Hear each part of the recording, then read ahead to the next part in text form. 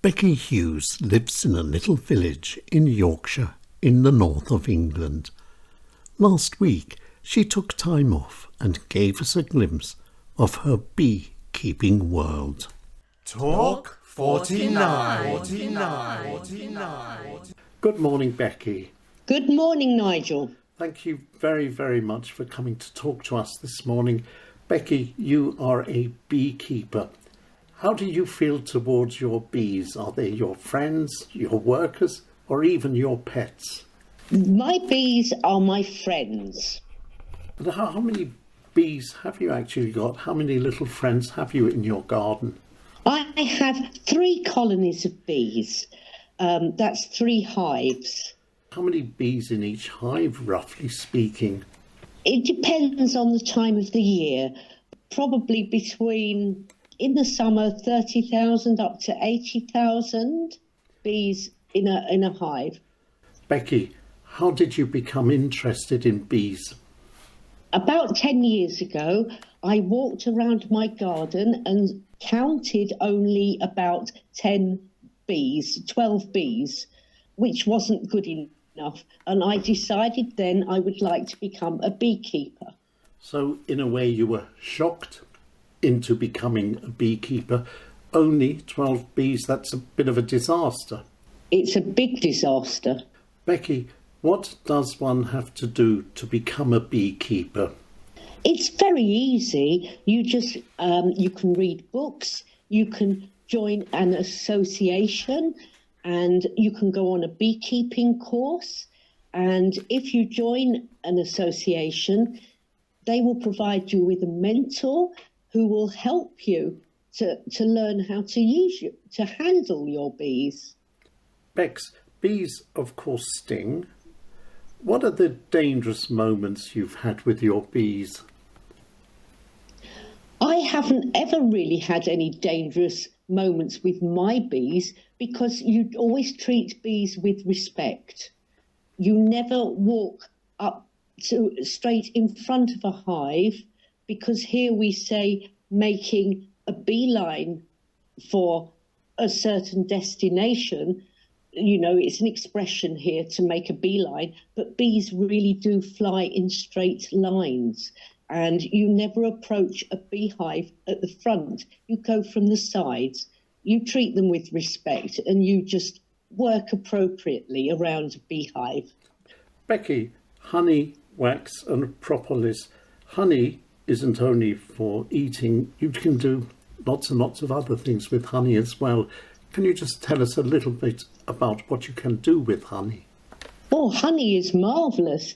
You can also make a drink, an alcoholic drink called mead from honey, and also melomel from honey. But melomel is the mead with some fruit added to it. That's very delicious. But honey in and of itself has long been used as a home remedy for coughs and colds.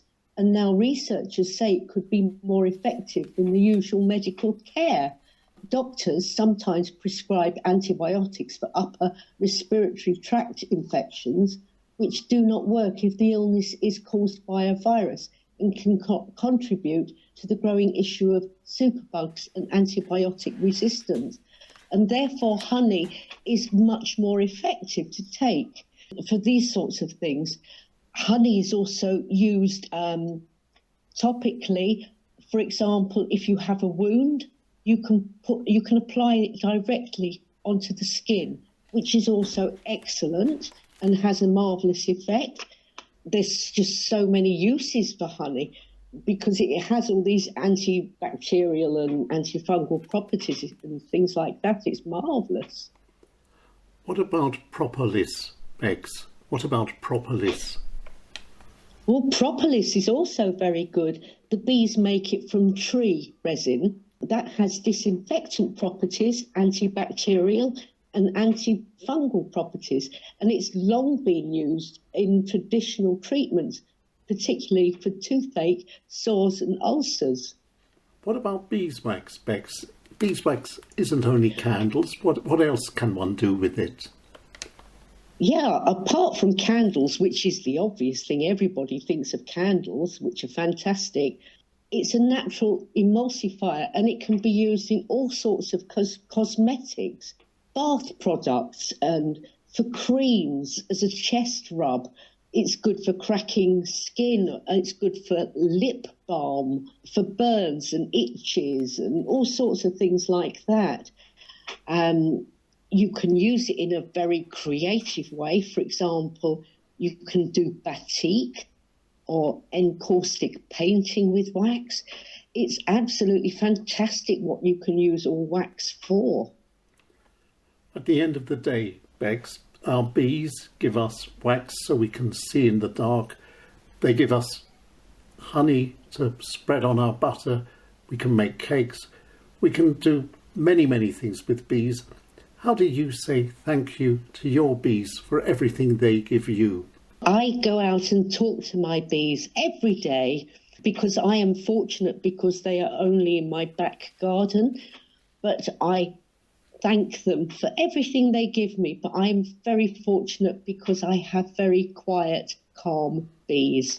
But I always say thank you to them because it's fun, and I would recommend it to anybody if they have anywhere they could keep them or share them with somebody or do something. It's a wonderful thing and it gives me so much joy.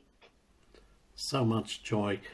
Becky, what do you do with all of the honey you get? Do you eat it yourself? We do mainly eat it ourselves, but occasionally we will give some away as a gift, and occasionally we will sell some. It only depends on how much honey we have. And what about... As long as we have enough honey for what we need, that's the main thing. And how much of it do you turn into mead so you can have a nice drink with your honey sandwich? Oh, well, I haven't ever had enough honey yet. That's next year's project. What a great, great project. Becky, once again, thank you for talking to Talk 49. Thank you for having me. Talk 49.